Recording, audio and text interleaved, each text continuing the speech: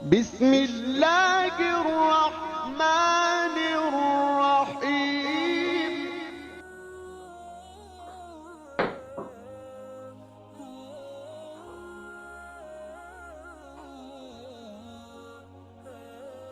بسم اللہ الرحمن الرحیم۔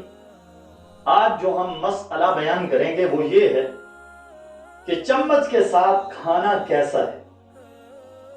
کسی نے پوچھا ہے کہ بڑے لوگوں میں چمچے کے ساتھ کھانے کا رواج ہے، کیا اسلام میں یہ جائز ہے؟